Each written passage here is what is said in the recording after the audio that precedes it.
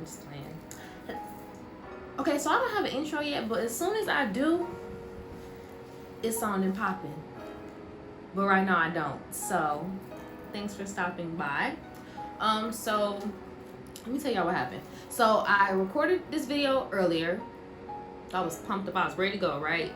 I'm like, okay, cool, let's do it, right? I recorded the video, got all the way through editing the video, and then realized I recorded the video in the wrong. It wasn't good. It wasn't good. And I was really upset. Not upset, but I'm like, dang, I really gotta redo this video all over again. We redoing this video all over again. So thanks for stopping by. Today I will be sharing with you my personal experience as far as the pros and the cons of joining the Air Force. Let me make this very clear. This is me, Ayana, and my personal spiel. This is in no way affiliated with, the Air Force or their views, their beliefs. This is me. So just so that's out the way. So I'm gonna start with the pros. One pro. Oh, I wrote them down this time. The first time I was gonna go off top. I was gonna just let it rip, but then I messed up. So I took the time to actually write things down so I have a guideline to go off of this time. So one of the biggest benefits or pros is the fact that you get paid twice a month no matter what. There's no, oh, you was sick so you don't get paid, or oh, you was on leave, you don't get paid. No, the 1st and the 15th every month, maybe a little bit before that, the last duty day before the 1st or 15th if it falls on a weekend. So see, that make you get your money. You get your money. So that's a big pro. Also, you get to travel. All depending on how you are. Travel. Some people get more out of traveling than others. Like some people would be content with just staying in the States. Other people like, oh yeah, send me to Japan, send me to Korea. Let's go. So you have that option. Another good thing is you get free healthcare. So I say, for example, I wake up and I feel very, very sick. You just have to let your supervisor know, like your higher up know that you don't feel good. They're gonna tell you go to medical. You get seen. Nothing is paid out of your pocket. You just go get yourself better. Like, so you don't have to worry about paying out of pocket. Like you come down with a cold. Oh my God, I'm so worried. What if my insurance doesn't take it? TRICARE has got your back. Okay. Then also you get free education. That was one of my biggest reasons for joining, because I don't know about y'all, but I didn't have no money for college, and student loans, they're fine and everything, but I felt like if there was a different way for me to just go to school without worrying about being in debt, I was going to do it. So part of my reason for joining the Air Force was because I knew they would pay for me to go to school. You also get the GI Bill, so when you get out, either you can use it or you can pass it down to your children. That's getting your school paid for, even if you're out. Another good thing is that you get to network. So like when I first joined, and basic training, you don't have no choice but to meet people. But and then in tech school, I made really good friends. Now I'm at my first base. I've met a lot of people, and it's like you don't have to be buddy with everybody, but there's always a certain level of respect.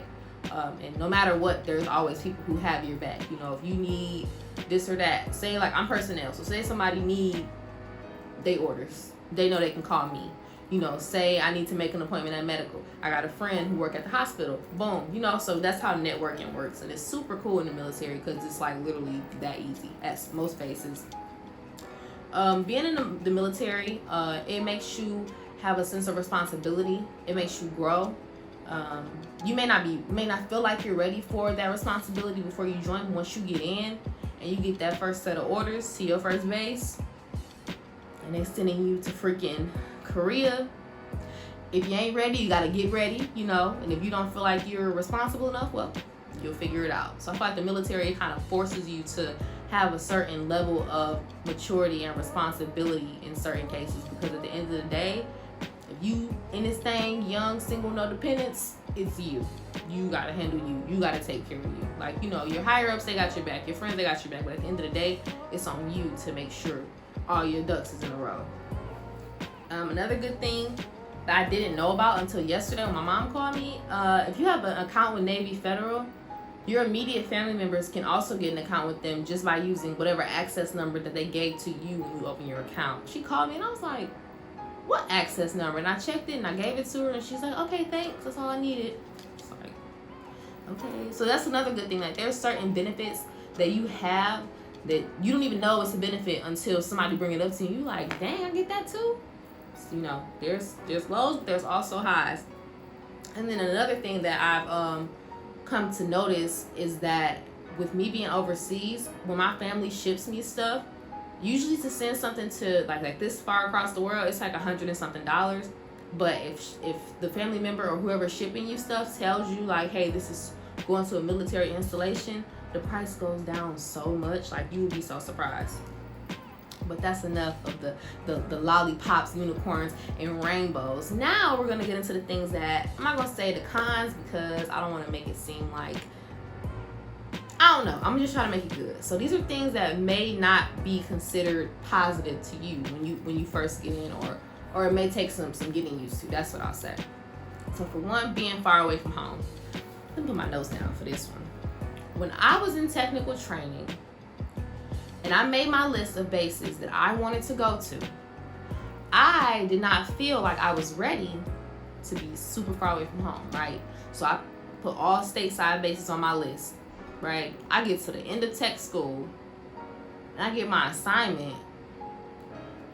They're sending me to Turkey.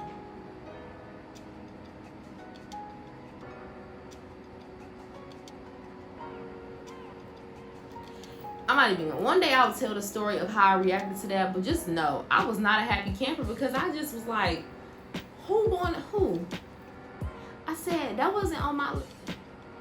Before I could even get that sentence out, my instructor was like, yeah, let me tell you something. Just because you put it on your list. Okay, so listen to me. If you're thinking about joining and your recruiter hasn't yet told you that it's not for sure you're going to get where you pick, I'm going to tell you. It is not for sure you're going to get where you pick. You want to know why? Because the Air Force is going to send you where they need you. And that's just the bottom line. Cry now, cry later. It's happening. Period. Okay? Also, dang, I just explained the next con on my list without even meaning to. Yeah, my next con was not always having a choice of where you're going.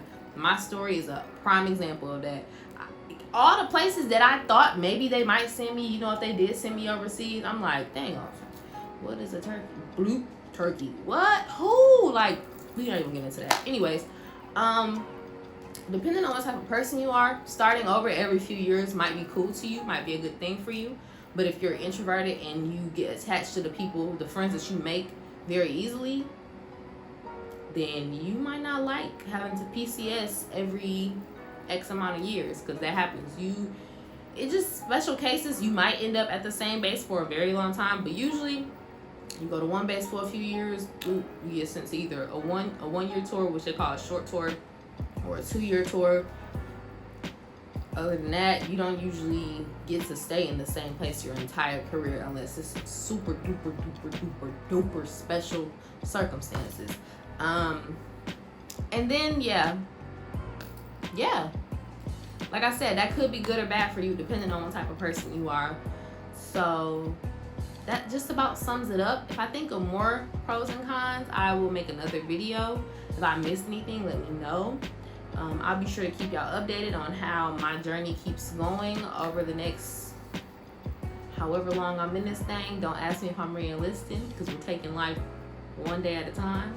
I appreciate you watching, and don't forget to like, comment, and subscribe. Also, reach out to me on social media if there are specific videos that you want to see or specific questions you have, and I'll be sure to answer them.